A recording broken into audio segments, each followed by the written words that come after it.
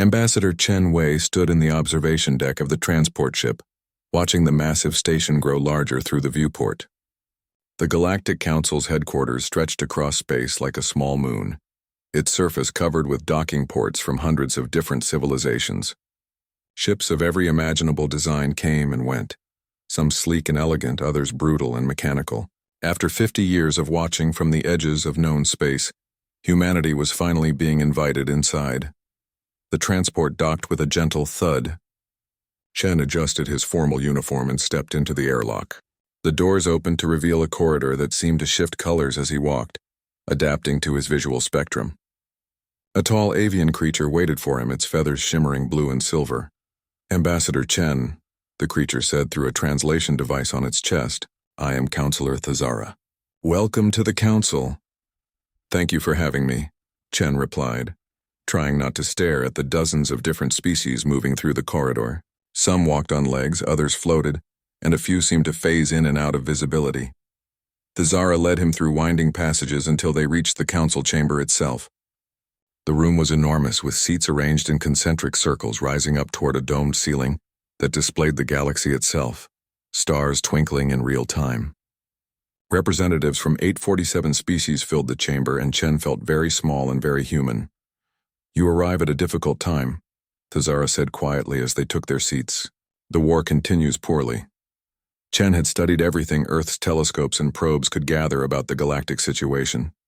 For 3,000 years, the Council had been fighting the Vraxian swarm.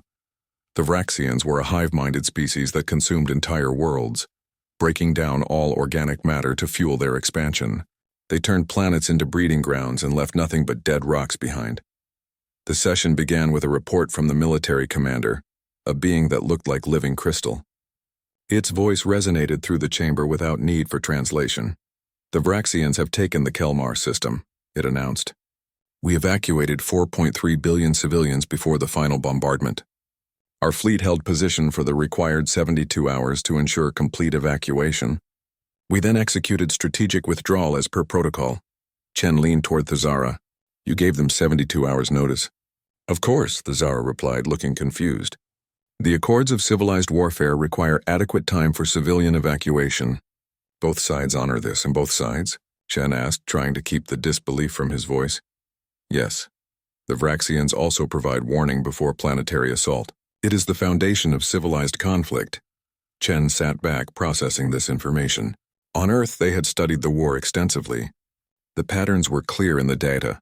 Battles were fought in predictable cycles, with both sides following rules that seemed designed to prolong the conflict rather than end it. He had thought it was just how the data appeared from far away. Now he understood it was intentional. The military briefing continued. Fleets rotated every standard cycle to prevent exhaustion. No bioweapons were used. No civilian infrastructure was targeted. Prisoners were exchanged regularly. The Vraxians somehow followed almost all the same rules. "How many have died in 3,000 years?" Chen asked during a break. Thazara's feathers dimmed. "Trillions. Entire species have gone extinct. 47 civilizations have been completely consumed by the swarm. And in all that time, no one has tried to end it? Just end it completely? We fight with honor, Ambassador. We are not barbarians." Thazara's tone was gentle but firm. "We preserve what makes us civilized, even in war. Otherwise, what are we fighting for?" Chen wanted to argue but held his tongue. He was here to observe and learn, not to judge. But everything in his training, everything in human history, screamed that this was wrong. Wars were supposed to be brutal and short precisely because they were so terrible. Making them comfortable only made them last forever. The session moved to other topics. Trade disputes, territorial claims, scientific cooperation. Finally, near the end, the chairman recognized Chen. "The human delegation wishes to speak," the chairman announced. Chen stood, very aware that 847 species were now watching him. "Thank you, Chairman. Humanity has observed your conflict with great concern. We are a young species, but we are not without resources. We wish to offer our assistance in the war effort." The chamber filled with sounds that the translator interpreted as polite laughter. "Ambassador Chen," the Crystal Commander said, "humanity achieved faster-than-light travel only 50 years ago. You have 7 colony worlds and perhaps 200 warships. The Council commands 50,000 systems and maintains fleets of millions. What could you possibly offer?" Chen felt his face grow warm but kept his composure. Fresh perspective, perhaps. New tactics. We have some experience with difficult conflicts. Your planet's history is indeed violent, another counselor said. A being that looked like flowing water held in a transparent membrane. But you fought yourselves. Primitive conflicts over resources and ideology. This is different. This is existential warfare against an implacable enemy. We appreciate the offer, the chairman said, his tone making it clear the discussion was over. But humanity should focus on developing your own worlds. Leave the war to those with experience. Chen sat down, his jaw tight. Tazara placed a gentle wing claw on his shoulder. Do not take offense, she said. They mean well. Humanity is young. There will be time for you to contribute when you have grown. The session ended and delegates began filtering out. Chen stood at the viewport again, watching ships come and go. In the distance, he could see military vessels heading toward the front lines. Massive, powerful, and moving with the steady pace of routine. Admiral Sarah Okoro's voice crackled through his communicator. How did it go? They dismissed us, Chen replied. Politely but completely. Did you explain our proposal? I tried.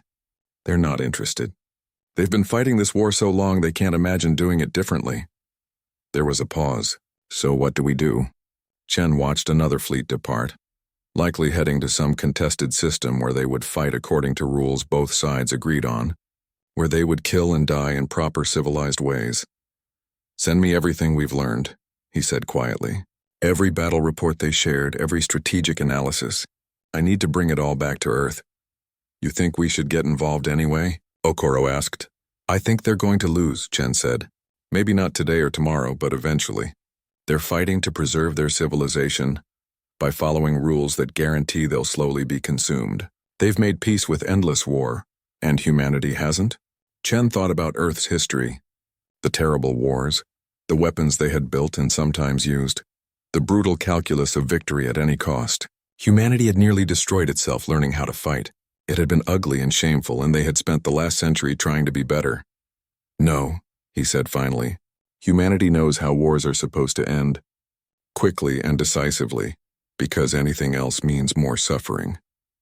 We learned that the hard way. The Council won't like our methods, Okoro warned. I know, Chen said, still watching the stars. But they might not have a choice. He closed the channel and turned away from the viewport. Tazara was waiting near the exit. Will humanity truly try to help? She asked. I don't know yet, Chen admitted. But if we do, it won't be the kind of help you're expecting. Tazara's feathers rippled in what might have been concern or hope. Perhaps that is what we need. Chen left the station and began the long journey back to Earth, carrying with him 3,000 years of data about a war no one seemed able to win. The holographic display in Earth Defense Command showed 3,000 years of warfare, compressed into flowing patterns of light. Red represented Vraxian advances, blue showed Council victories, and the vast purple areas marked contested space. Admiral Sarah Okoro studied the display with the intensity of a predator watching prey. They're following a pattern, she said, tracing her finger through the air. Every single engagement for 3 millennia follows the same basic structure. Dr. Marcus Webb, humanity's leading exobiologist, nodded from his seat. The Vraxians attack. The Council evacuates civilians. Both sides fight according to established protocols. Then someone retreats. Rinse and repeat. It's insane, General Yuki Tanaka muttered. She was in charge of Earth's special operations, and had spent 2 weeks analyzing the data Chen brought back. They're giving the enemy time to adapt. Time to spread. Time to breed. Chen stood at the back of the room watching Earth's top military minds work through the same conclusions he had reached on the journey home. The UN Security Council would convene in an hour to decide humanity's response. The question was simple, but the answer was anything but. Should Earth intervene in a war where they weren't wanted? Show me the Vraxian breeding cycle, Okoro commanded. The display shifted to show the life cycle of the swarm. The Vraxians consumed organic matter, processed it through massive biological factories, and produced new warriors in a matter of weeks. But there was a bottleneck. Queen nodes that coordinated each sector of the swarm. There are never more than 40 queen nodes active at any time, Webb explained. They're the key to everything. Destroy them, and entire fleets lose coordination. And the Council has never targeted them? Chen asked, though he already knew the answer. The queens are located on civilian-populated worlds or deep in Vraxian territory, Webb said. Council doctrine prohibits deep strike missions into enemy space. Too risky, and it might provoke the Vraxians into abandoning their own rules. Tanaka laughed bitterly. So they refuse to win because winning might make the enemy fight harder. That's not strategy. That's suicide with extra steps. It's worse than that, Okoro said, manipulating the display to show resource allocation. The war has become institutionalized. Entire council economies depend on producing ships and weapons. Whole civilizations have built their identities around being warriors in this eternal struggle. They've learned to live with the war. But they're losing, Chen said. Slowly, but they're losing. The data shows it clearly. The display shifted again, showing the long-term trend. The purple contested zones were gradually turning red. Not quickly enough for anyone to panic, but steady enough that in another 1,000 years, the Council would be pushed back to their core worlds. They can't see it, Webb said. When you're inside something for 3,000 years, you stop seeing the big picture. To them, this is just how things are. The door opened and Ambassador Chen's assistant entered. The Security Council is ready for your briefing. The group gathered their materials and moved to the council chambers. Representatives from Earth's unified government filled the room. Presidents, prime ministers, secretaries, and military commanders from every nation. The days of Earth being divided were long past, but debates could still be fierce. Chen presented the situation clearly. The Galactic Council was fighting a losing war using methods that guaranteed they would eventually fall. Humanity had the opportunity to help, but their help would not be welcome. And what exactly are we proposing? The Secretary General asked. She was a stern woman from Brazil, who had led Earth through its first contact with alien species. Admiral Okoro stood. Total war doctrine. We treat the Vraxian swarm as an existential threat requiring complete elimination. No rules, no protocols, no civilized restraint. We hit them with everything we have, targeting their ability to reproduce and coordinate. The room erupted in argument. Some delegates were horrified at the idea of abandoning civilized warfare. Others pointed out that humanity's own brutal history was exactly the experience needed. The debate raged for hours. Chen listened to both sides, understanding their concerns. Humanity had spent a century trying to be better than its violent past. They had built a unified world government, eliminated war between nations, and committed to peaceful exploration of space. Now they were being asked to unleash the very darkness they had worked so hard to overcome. We are not the barbarians we used to be, one delegate argued. We should not prove the galaxy right about humanity's violent nature. We're not barbarians, General Tanaka countered. We're survivors. There's a difference. We know how to end wars because we fought them. Real wars where losing meant extinction. The Council has forgotten what that means. Dr. Webb added his perspective. The Vraxians are not just another species. They're a biological weapon that consumes everything. Every day we wait, they convert more worlds into breeding grounds. Every month we hesitate. Trillions of beings live under the threat of extinction. This isn't about glory or honor. It's mathematics. The Secretary General called for quiet. Admiral Okoro, if we commit to this course, what exactly are you proposing? Okoro brought up a tactical display. I want the Third Fleet. 1,500 ships, our best crews, and complete operational freedom. We deploy to the nearest contested system and demonstrate what human warfare looks like. No warnings, no evacuation periods, no honorable combat. We hit the Vraxians with surprise, speed, and overwhelming force. And if the Council tries to stop us? Someone asked. They won't, Chen said quietly. They'll condemn us politically, but they won't interfere militarily. They're too stretched thin, and they'll be too curious to see if our methods work. The Secretary General looked around the room. This is not a decision we can make lightly. We are talking about introducing human warfare to the galaxy. If we succeed, we become the species that showed everyone how to kill efficiently. If we fail, we're just another dead civilization. We're already on that list, Tanaka said.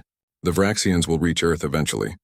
Maybe not for 1,000 years, but they will. We can fight them on our terms now, or wait for them to come to us after they've consumed the rest of the galaxy. The vote was called. It was not unanimous, but the majority agreed. Earth would intervene. Admiral Okoro immediately began organizing the Third Fleet. Ships were pulled from patrol duties and colony defense. Crews were briefed on new tactics that had been developed specifically for fighting the Vraxians. Weapons that had been considered too brutal for civilized warfare were loaded into cargo holds. Chen watched the preparations from his office window. The orbital shipyards were alive with activity, thousands of workers preparing humanity's first real contribution to galactic affairs. Dr. Webb came to visit him that evening, carrying 2 glasses of whiskey. Having second thoughts? Every thought is a second thought, Chen admitted, taking the glass. We're about to show the galaxy who we really are. Maybe we're showing them who they need to be, Webb suggested. Sometimes kindness means being willing to do the hard things, the cruel things. The Council has been kind to their enemy for 3,000 years. Look where it got them. And if we become monsters in the process? Webb sipped his drink. Then we become monsters who saved the galaxy. History will judge whether that was worth it. 2 weeks later, the Third Fleet departed from Earth's solar system. 1,500 ships jumped into faster-than-light travel, heading toward a contested system called Virgil. Admiral Okoro stood on the bridge of her flagship watching the stars streak past. All ships report ready, her tactical officer announced. Okoro nodded. Then let's show them how humans fight. No mercy, no honor, no rules. Just victory. The fleet dropped out of FTL at the edge of the Virgil system and the war changed forever. The Virgil system was dying slowly like most contested systems. 3 planets orbited a yellow star, and 2 were already consumed by the Vraxian swarm. The 3rd planet still had defenders, a council fleet of 400 ships maintaining a blockade according to proper military doctrine. They would hold position, evacuate any remaining civilians, and retreat in good order when the situation became untenable. Admiral Okoro watched this dance of civilized warfare on her tactical display and felt her jaw tighten. The council fleet was fighting with one hand tied behind their back, following rules while their enemy was slowly winning. All ships, silent running, she ordered. No broadcasts, no identification signals. We go in dark. The Third Fleet split into 3 groups using the system's asteroid belt for cover. This was the first rule they broke. The council always announced their presence. Fair warning was considered basic military courtesy. Humanity had no interest in courtesy. Commander Zhao, Okoro's tactical officer, highlighted targets on the display. Vraxian fleet composition: 1,200 combat vessels, 40 supply ships, and 3 breeding barges. The barges are hanging back behind the main fleet. Those barges are the priority, Okoro said. Destroy them and the Vraxians can't replace their losses. Webb, are your packages ready? Dr. Webb's voice came through from the science vessel. Silence bombs are armed and ready. Fair warning, Admiral. These are completely untested against a real Vraxian hive network. Then today we test them, Okoro replied. She opened the fleet-wide channel. All ships engage on my mark. Target priority. Breeding barges, then supply vessels, then combat ships. No warning shots. No mercy, mark. The Third Fleet emerged from the asteroid belt like sharks rising from deep water. Human ships were smaller than most council vessels, but they were fast and packed with weapons that had been illegal under every galactic warfare convention. The first salvo caught the Vraxians completely by surprise. Nuclear mines, scattered through the asteroid belt days earlier by stealth drones, detonated in a chain reaction that tore through the Vraxian rear formation. 3 breeding barges exploded before they could react. The council fleet immediately hailed the humans, demanding identification and explanation. Okoro ignored them. Human missiles streaked toward the Vraxian supply ships using erratic flight patterns to avoid point defense. These weren't clean antimatter weapons designed for minimal collateral damage. These were old-fashioned explosive warheads wrapped in radioactive shrapnel. Council fleet is moving to intercept, Zhao reported. They think we're breaking formation. Let them watch, Okoro said coldly. Maybe they'll learn something. The Vraxians were adapting now, their hive mind coordinating a response. Ships turned to face the human fleet, weapons charging, but the humans didn't follow any recognizable attack pattern. Some ships accelerated hard, others decelerated, and a third group simply disappeared behind more asteroids. Deploy the silence bombs, Okoro ordered. 10 specialized missiles launched from various human ships. They didn't target physical vessels. They targeted the space between them. When they detonated, they released a pulse of engineered radiation that Dr. Webb had designed specifically to disrupt Vraxian neural network communication. The effect was immediate and devastating. Vraxian ships that operated as one coordinated organism suddenly found themselves alone. Some froze, waiting for instructions that never came. Others fired on each other in confusion. The hive mind had been temporarily blinded. All ships hammer and anvil formation. Drive them toward the council fleet, Okoro commanded. Human ships attacked with brutal efficiency. They didn't engage in honor duels or single-ship combat. They swarmed, focusing overwhelming fire on individual targets until they were destroyed, then moving to the next. When Vraxian ships tried to retreat, human vessels pursued them into the minefields humans had spent days preparing. The council fleet finally understood what was happening. Their commander, a being named Kelvar, opened a direct channel to Okoro. Human fleet, you are violating every warfare protocol. You attack without declaration. You use forbidden weapons. You target breeding vessels. Yes, Okoro replied simply. And notice how we're winning. Are you going to help or just watch? There was a long pause. Then what do you need? The Vraxians are running. Don't let them escape. No retreat means no report. No report means their commanders don't learn our tactics. Okoro could almost hear Kelvar's internal struggle. Allowing no retreat meant killing fleeing enemies. That went against every principle the council held.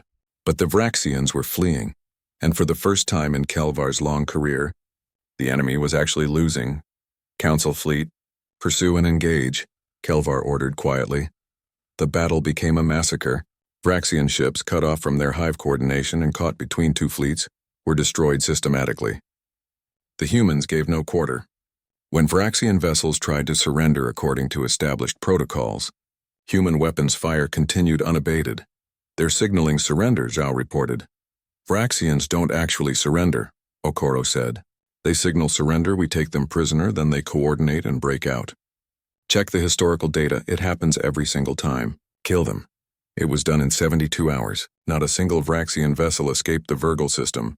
More importantly, not a single breeding barge survived. Without those, the Vraxians couldn't replace their losses. They would have to pull resources from other systems.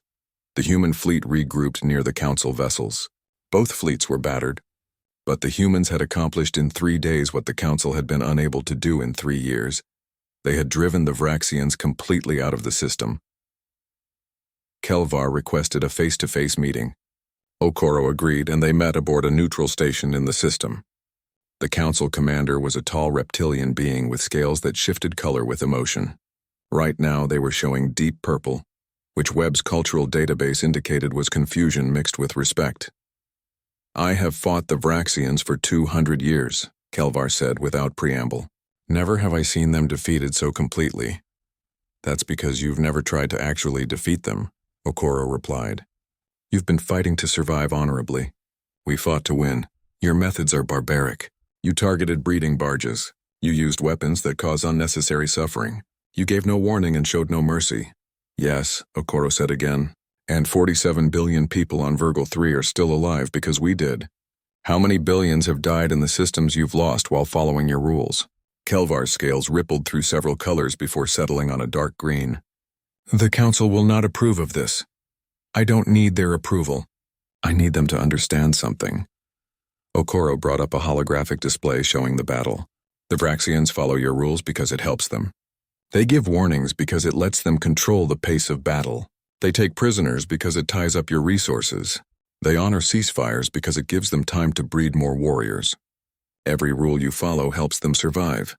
And what do you propose? Kelvar asked. That we abandon everything that makes us civilized?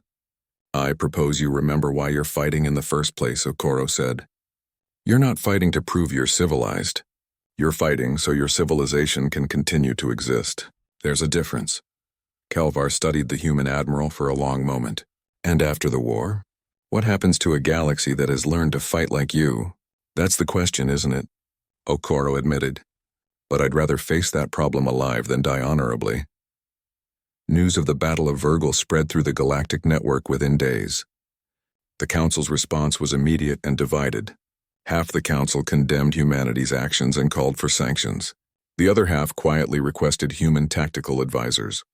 The war had lasted 3,000 years without changing. Humanity had arrived and changed it in 72 hours.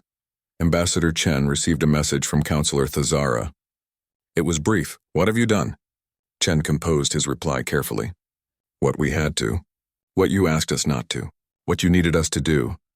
He sent the message and looked out at Earth, peaceful and green below his orbital station. Humanity had brought its darkness to the stars.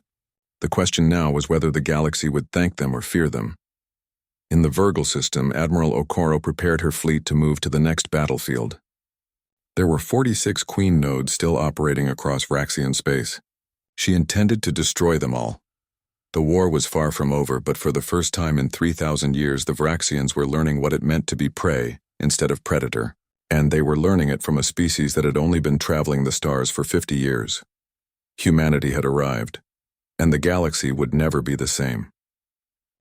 3 months after the Battle of Virgil, Admiral Okoro stood before a room full of council military officers representing 70 different species. They had come to learn, though many still wore their disapproval like armor.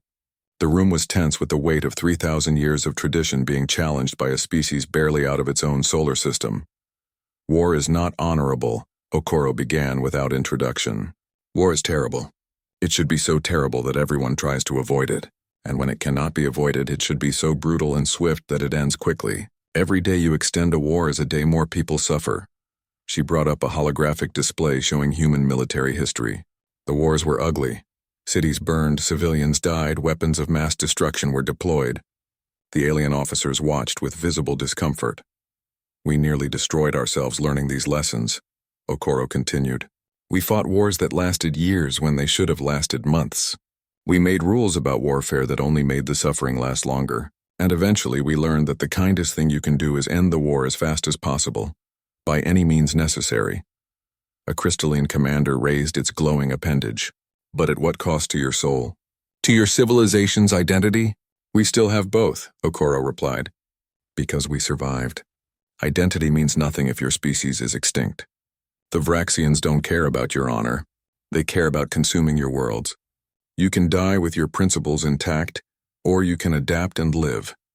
The presentation continued for hours. Okoro outlined the complete human doctrine of total warfare. Attack supply lines first, not frontline troops. Target breeding capacity and infrastructure. Use speed and surprise to prevent enemy adaptation. Never fight fair when you can fight smart. Show no mercy in battle so that future battles become unnecessary. The Vraxians have adapted to your style of warfare over 3 millennia. Dr. Webb added from his position at the side of the room. They've learned to fight within your rules because those rules help them survive. Change the rules and you change the equation. This is everything we've fought against becoming, an avian officer said quietly. Her name was Sultara, and she was young by council standards, only 200 years old. We created the Accords of Civilized Warfare specifically to prevent this kind of brutality.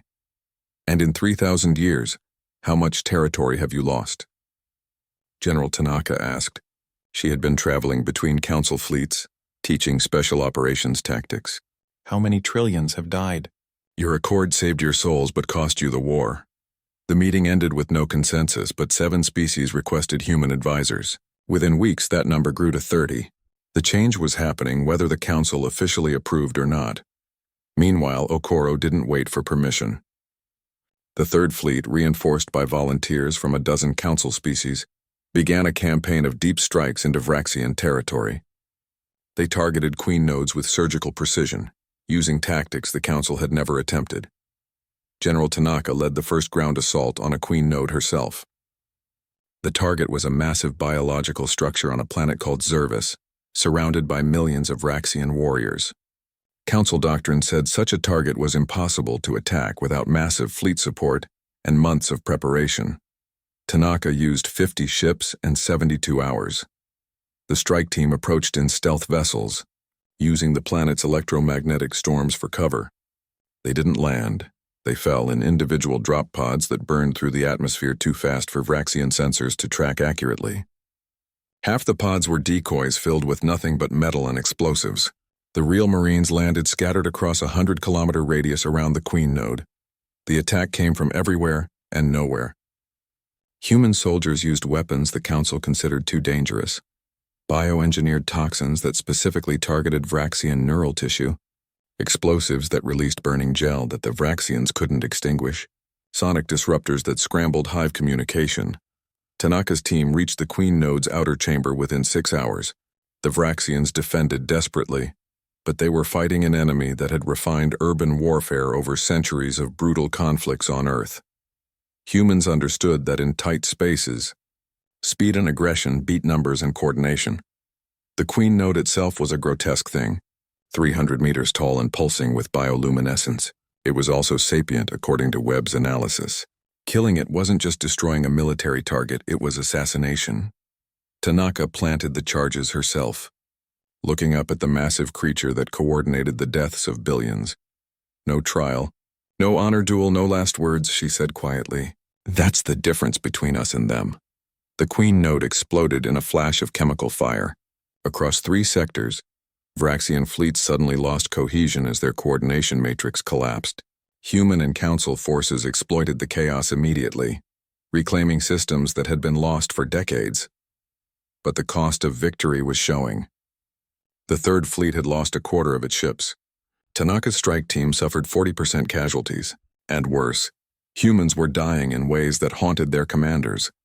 Vraxian retaliation didn't follow rules. Wounded humans were consumed for biomass, prisoners were absorbed into the hive, and entire crews sometimes found themselves fighting Vraxian warriors built from the genetic material of their friends. Ambassador Chen received reports from Council worlds that had adopted human tactics. They were winning battles, yes, but they were also changing. Species that had never used weapons of mass destruction were deploying them. Civilizations that had carefully avoided civilian casualties were now accepting them as inevitable.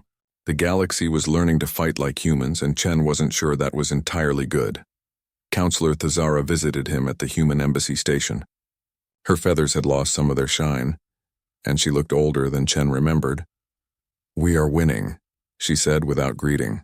"For the first time in 1,000 years, the Vraxians are actually retreating from multiple sectors. Your tactics work, but," Chen prompted, "but we are becoming something else, something harder. Species that prided themselves on enlightenment are now celebrating the destruction of enemy breeding populations. Children are being taught tactical ruthlessness instead of diplomatic negotiation. We are winning the war, but I fear we are losing ourselves." Chen poured her a cup of tea, adapting the temperature to her species' preference. "On Earth, after our worst wars, we had a saying, 'War is hell.' It means war brings out the worst in everyone who participates. But the alternative to fighting is extinction. Is there no third option?" Thazara asked. "No way to win while remaining who we are?" "Not against an enemy like the Vraxians," Chen admitted. "They don't negotiate. They don't surrender. They consume. You can't reason with them or compromise with them. You can only defeat them completely or be defeated yourselves." Thazara's feathers drooped. "Then perhaps we should have accepted defeat with honor intact." "Would the trillions who died over 3,000 years agree?" Chen asked gently. "Would the species that went extinct prefer that you had remained pure while they were consumed?" There was no good answer to that question. Thazara left without another word, and Chen returned to his reports. The war was changing rapidly now. Human tactics were spreading through the Council military like wildfire. Young officers, tired of losing, embraced the brutal efficiency. Older commanders, horrified by the methods but unable to deny the results, reluctantly adapted. Admiral Okoro's fleet had destroyed 12 Queen Nodes in 3 months. 34 remained, but projections showed they could all be eliminated within 2 years. 2 years to end a war that had lasted 3,000. The numbers were staggering, but the price was visible everywhere. The galaxy's moral landscape was shifting. Species were making hard choices about their own values, and humanity, the youngest member of the galactic community, was teaching everyone how to embrace the darkness necessary for survival. Dr. Webb published a paper analyzing the Vraxian genome and proposed a final solution, an engineered retrovirus that would make Vraxian biomass toxic to their own assimilation process. Essentially, it would poison the swarm with its own food supply. The virus was elegant, terrifying, and completely effective. It was also, by any definition, genocide. The proposal sparked the fiercest debate the Council had seen in centuries. Some argued it was the logical conclusion of total warfare. Others claimed it crossed a line that could never be uncrossed. Humanity had shown them how to win, but winning this way would change the galaxy forever. Ambassador Chen watched the debate from the gallery. The Council was learning the hardest lesson humanity had ever faced. Sometimes survival requires becoming something you don't want to be. Sometimes winning costs more than losing, and sometimes there are no good choices, only necessary ones. The vote would come soon, and the galaxy would decide whether to take the final step down the path humanity had shown them. The Vraxian core worlds had never been seen by Council forces in 3,000 years of warfare. They existed in a region of space so heavily defended that even reconnaissance drones were destroyed before sending data back. The Vraxians had made it their fortress, and from there they had expanded across the galaxy like a cancer.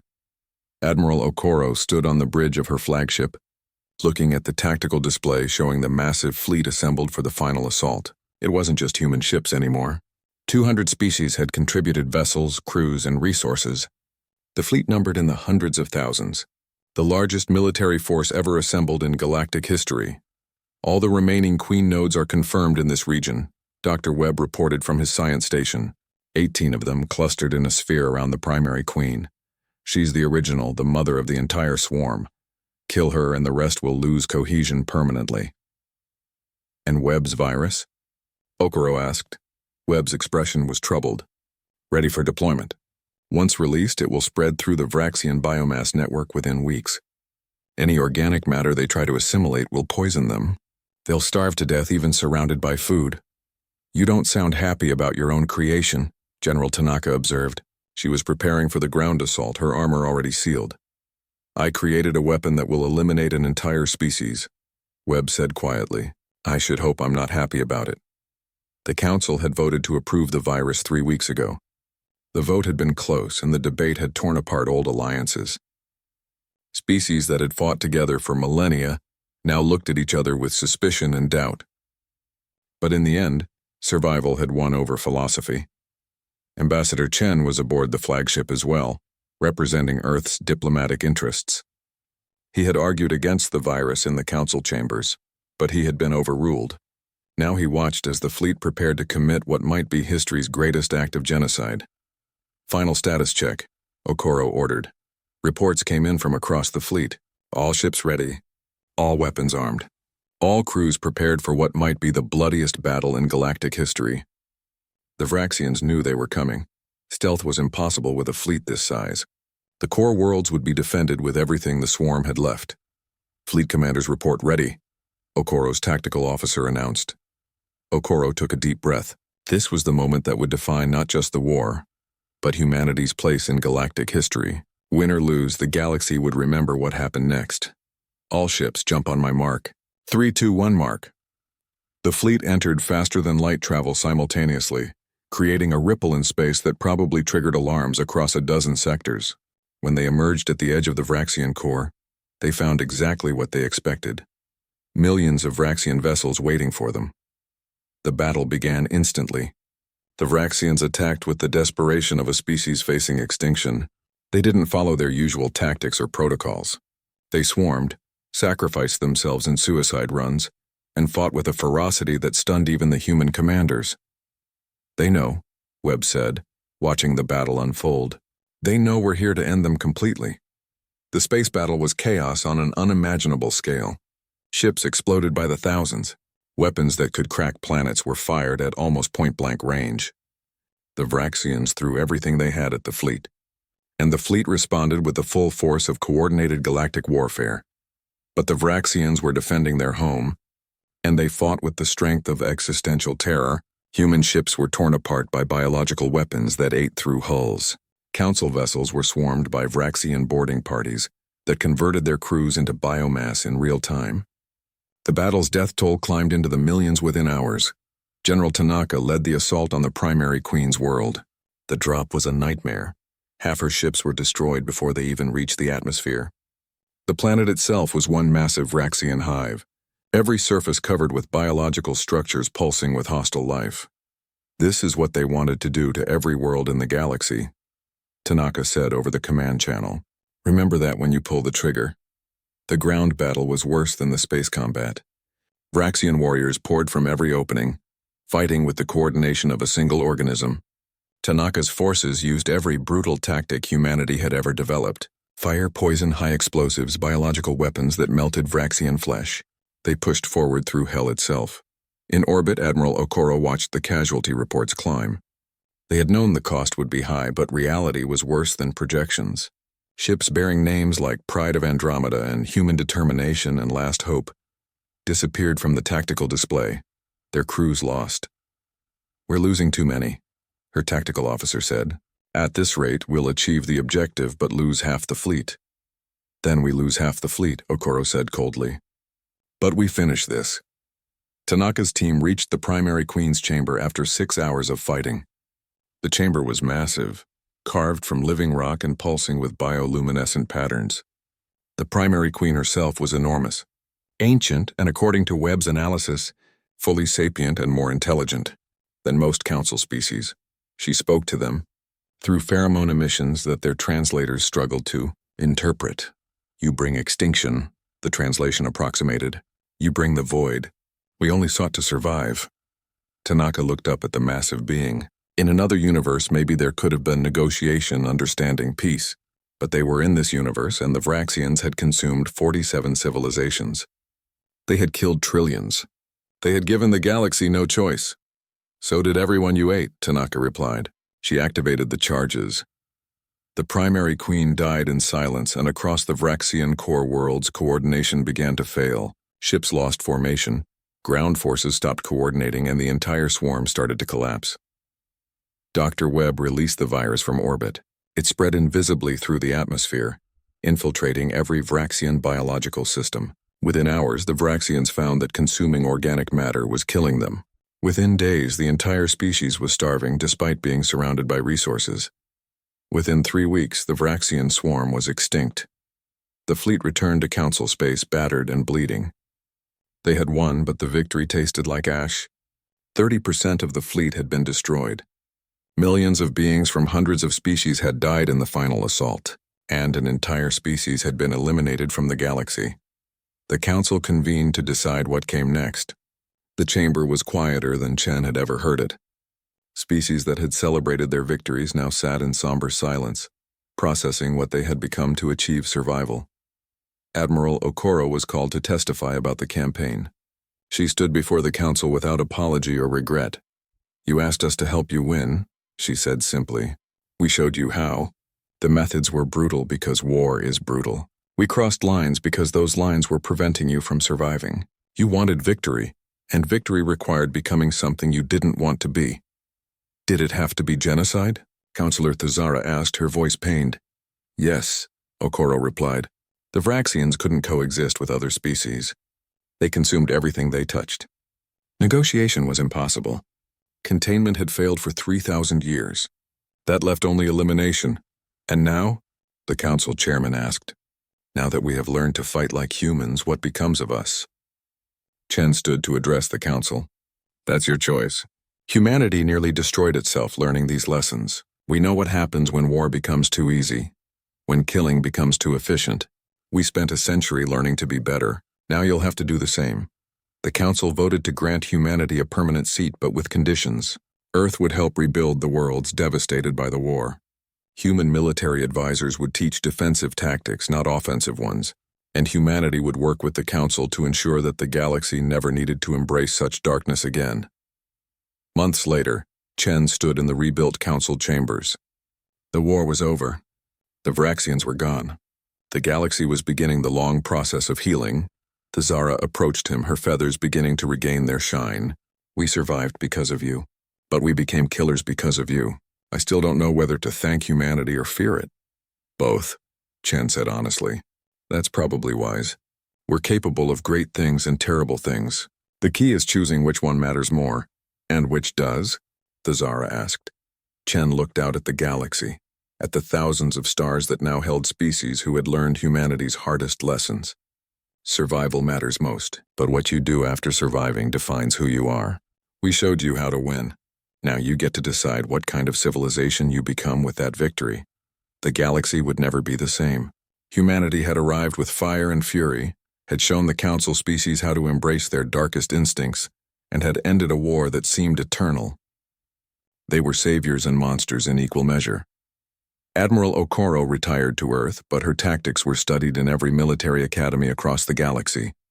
General Tanaka wrote a book about the moral cost of victory that became required reading for council officers.